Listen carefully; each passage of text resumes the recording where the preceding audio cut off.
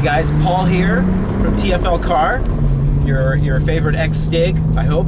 And I am driving the brand new 2022 Cadillac CT4 Blackwing. And the one I'm in right now happens to be a manual transmission model, which is awesome, 6-speed manual. And where am I? You can probably see these windy country, very green roads. Looks like East Coast. It is. This is Virginia International Raceway, just on the outskirts of the track. And we are basically in very, very southern Virginia, really close to North Carolina border. Actually, you don't drive too far here without popping into North Carolina. And we're at this really cool track. It's a great track, and I am going to drive the car on the track. But the point is like, this is a Cadillac. It should be driven on the roads, but not exactly. Cadillac actually has been really, really adamant about this thing not only being track worthy, not like, oh yeah, take it out on the track occasionally, but they're actually like, this is a track day car, like a genuine track day car. Like, you should be driving it to work Monday through Friday, and then every weekend you should be taking this to the racetrack and running around in this, not your BMW M3 or an equivalent kind of car. It's built to be a track day car. So all the engineering that's gone into it helps support that. So what do we have in this car? Well, it's a 3.6 liter all aluminum twin turbo V6. The engine makes 472 horsepower, 445 pound-feet of torque. As mentioned, 6-speed manual or 10-speed automatic with the car. It also has a massive amount of chassis upgrades. So all the normal stuff that you kind of hear about as they go from one generation of car to the other. And I don't know if you know this, but that stuff actually comes from tires. So whenever a new tire is available that has more grip than the old tire, as they do from year to year, they're like, if you want to take advantage of these new tires, you need to upgrade your chassis. You need to make it stiffer. You need to give it more capability. And so that's, they sort of help each other out, the car pushing the tire and the tire pushing the car, and we end up every generation of car having more and more performance. So you need a stiffer chassis because the new Michelin Pilot PS4 that's on this car, or 4S, sorry, the 4S that's on this car has a lot more grip than the prior tire. So it has a lot more performance, but you need to update everything in the car to meet that. And that's what they've done. And it's actually a partnership that lasts for 3 years of developing the tire with the car back and forth. And we end up here with a Cadillac that is absolutely recommended to run it on the track all the time. So we've got the 6-speed, the 472 horsepower twin turbo V6. We got Michelin tires. What else we have? We have the upgraded chassis we just talked about. We've got Brembo brakes, 6-piston in the front with actually aluminum hat 2-piece rotors in the front, 4-piston in the rear, big pie plate brakes on the vehicle. Again, all these things going hand in hand. And then all of the electronics that go with that, where we've got the stability management system, we've got all the track modes that the car has, all these different things, even a little bit of red leather up on top of the steering wheel so that you can actually see when the wheel is straight when you're cornering too hard. So lots of engineering, lots of upgrades, taking a brand that you might not think as a brand for doing a track day, and they're creating a car which they're saying, yes, absolutely, you can drive this car on a track if you want to.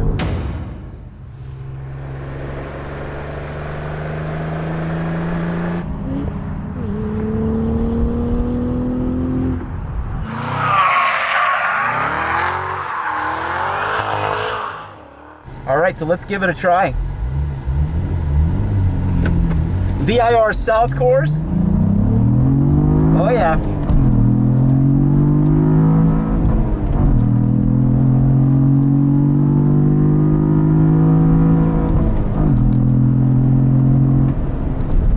Wow, the brakes are really impressive. I can brake so much later than that. So they have a lot of bite to them and tons of grip. And again, these big, massive Brembos. Nice little bit of oversteer on the exit there.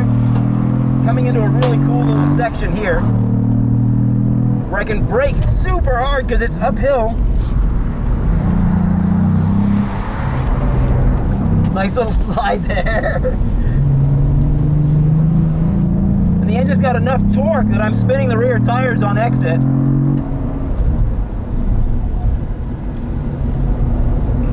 A little bit of understeer mid-corner there, but that's normal. It's such a tight corner. Little hairpin. Now this part's fun.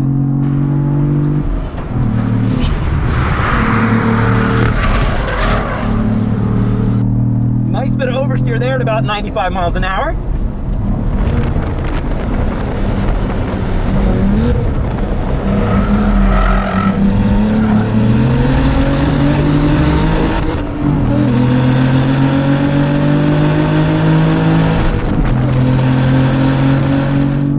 Lots of horsepower just rolling through the gears. It's 130 miles an hour there, hard on the brakes. Down to third gear. This car's more oversteery, and the rear tire's just lighting up on it. Rev limiter, brake hard into this fun little downhill. Woohoo! Chicane. Get it slowed down, and again, enough torque, spinning the tires lightly on the way out.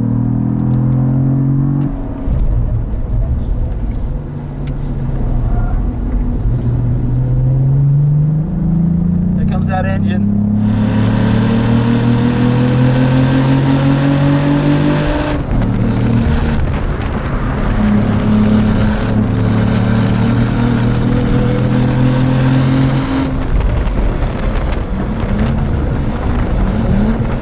Third gear, second gear, into the old oak tree corner.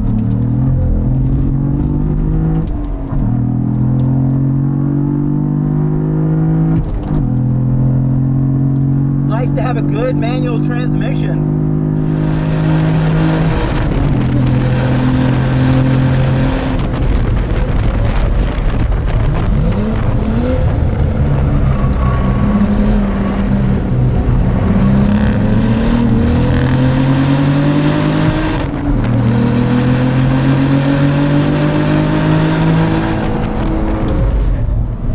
That's a fun brake hit there with that hill.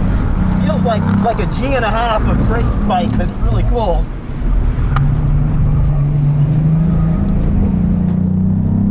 Visor flips down, it's so hard. Oh, you gotta love that.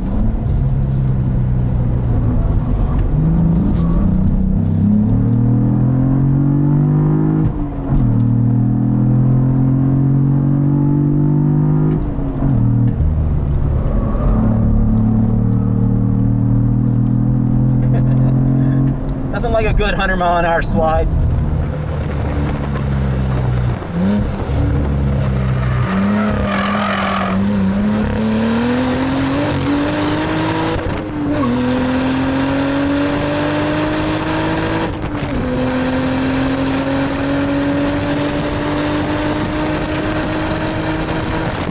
So yeah, I mean, that's in a way pretty impressive and kind of almost amazing that you're taking a luxury car, quote unquote, sports sedan, and not only using it on a racetrack, but it putting up with what you would call the abuse of consecutive laps on a racetrack. Like, this car would have no problem. I just did 3 laps in a row. That's just part of what we're doing, but no hint of fade or anything.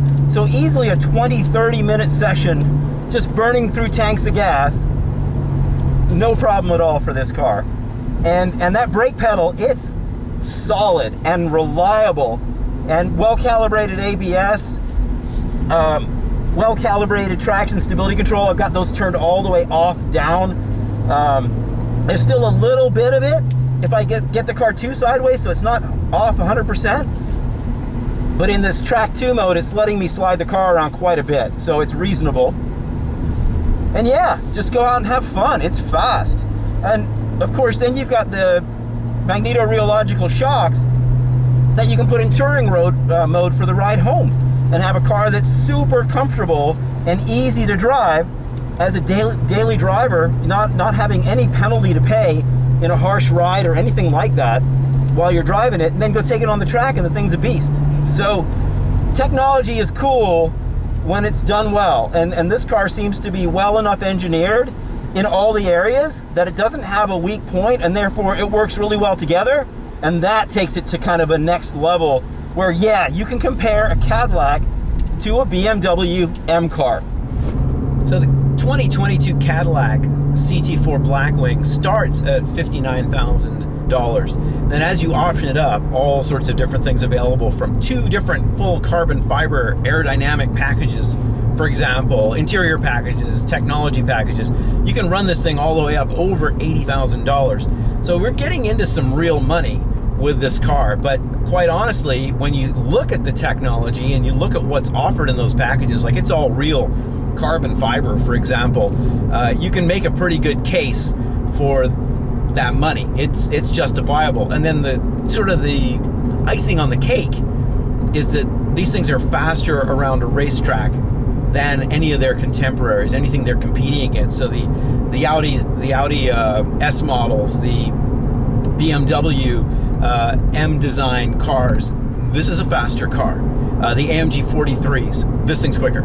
So Cadillac not only has, well, they're justifying the price, but it's not only on paper that these cars look pretty good. They're also amazing when you think about them from a lap time perspective as a track car.